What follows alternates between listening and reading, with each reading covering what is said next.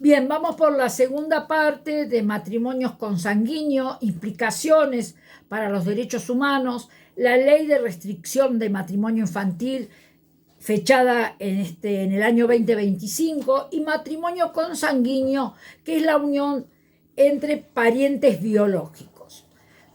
En la primera parte concluí con el punto clave de la ley de prohibición total, que elimina cualquier unión marital, de hecho, o matrimonio civil o matrimonio religioso, donde participen dos menores. Dicho esto, pasamos a la segunda parte y vamos a hablar de las excepciones. Cero excepción. Se cierran todos los vacíos legales previos que permitan estas uniones bajo el consentimiento de los padres o tutores. El Programa Nacional crea un programa especial de proyectos de vida para educar, para prevenir y dar apoyo de manera institucional a la niñez y a la adolescencia. ¿Hay otras regiones? Sí, hay organizaciones globales de derechos humanos que documentan de manera constante debates precedentes sobre la ley de restricción del matrimonio infantil que comenzó a regir en el 2025 como parte de una agenda internacional para poder erradicar la vulnerabilidad de las niñas y de los adolescentes. Vuelvo a mencionar niñas, niños y adolescentes en matrimonios infantiles o matrimonios forzados.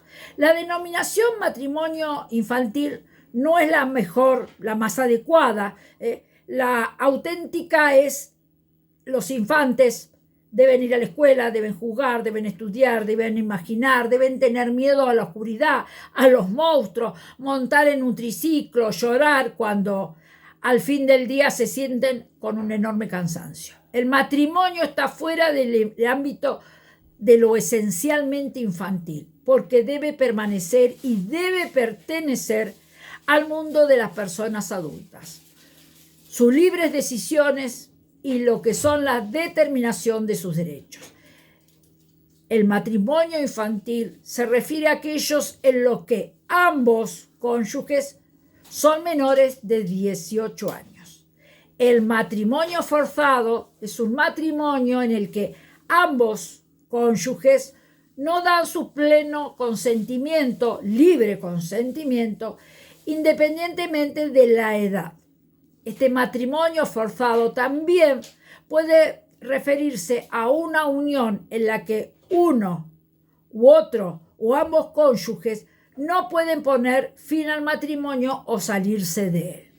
Ambos conceptos se solapan en ocasiones en los matrimonios infantiles forzados. En lo que se refiere al llamado matrimonio infantil, como repetidamente cita las Naciones Unidas para referirse a la unión involuntaria de la pareja institucionalizada social, jurídica y culturalmente en las comunidades que lo practican y que afectan a los adolescentes, a las niñas mayormente, aunque sea de denominación válida, no es del todo acertada, ya que apenas civiliza la causa real de esta unión, en la que al menos uno o de ambos contrayentes es menor de edad. El uso abusivo del poder patriarcal anula la libertad, la autonomía, las decisiones de las mujeres desde su infancia, por el que se somete y se controla la sexualidad femenina y se reproducen sistemáticamente violaciones de derechos humanos, como el abuso sexual, la mutilación genital femenina y otras clases de violencias de género que son formas de tortura, trato cruel, inhumano, degradante contra niñas, adolescentes y mujeres. Y referido al matrimonio consanguíneo, es la unión entre parientes biológicos. Esta práctica impacta en la genética de la descendencia. El detalle del panorama global y sus efectos en los hijos, en los por nacer y en los nacidos. Este impacto genético y riesgo de homocigosis aumenta la duplicación de genes idénticos. Genes recesivos, la mayor probabilidad de heredar mutaciones dañinas. Defectos congénitos, el riesgo basal salta del 3% al 6%. La mortalidad infantil, la mayor tasa de abortos y muertes tempranas. Los trastornos comunes, sordera, ceguera, cardiopatías congénitas, panorama global y cultural de prevalencia, afecta a más de 1.000 millones de personas. Las regiones claves muy comunes en el Medio Oriente y en el norte de África. Tipos comunes, matrimonios entre primos hermanos de primer grado. Factores sociales, protege el patrimonio familiar y además el cultural. La evolución, la urbanización global, está disminuyendo de estas uniones. La prevención y el manejo médico y el asesoramiento genético. La evaluación del historial familiar antes de llegar al embarazo. El tamizaje prenatal, pruebas de sangre, ecografías de alta precisión. Cribado neonatal, conocido como la prueba del talón al recién nacido, es un análisis preventivo que se realiza a los recién nacidos para poder detectar enfermedades congénitas graves antes de que presenten síntomas. También permite iniciar toda clase de tratamientos tempranos para evitar daños físicos, cognitivos o la muerte.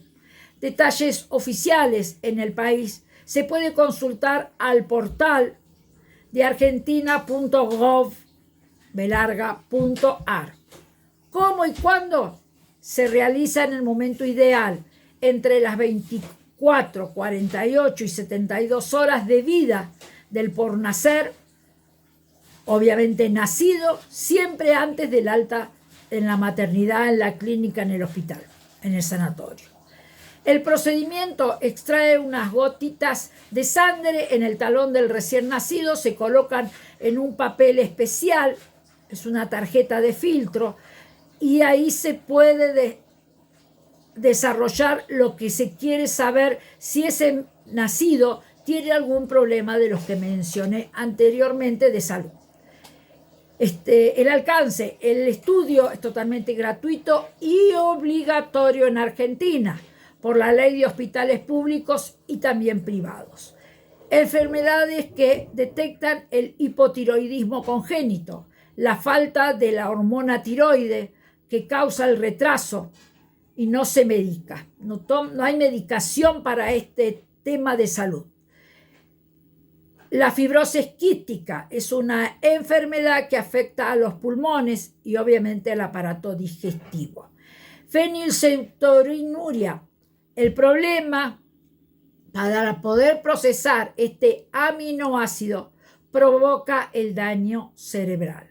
Otra clase de patologías: hiperplasia suprarrenal congénita, galactosemia y deficiencia según las normativas locales de cada país.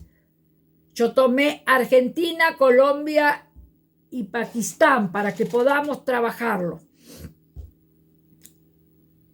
Estas detenciones tempranas de enfermedades al nacer, la educación pública, las campañas informativas sobre los riesgos biológicos que pueden traer los por nacer y los nacidos. Recuerden, 24, 48, 72 horas de haber nacido un niño, deben hacerle el estudio de la pinchadura de su talón con unas gotitas de sangre. Es suficiente.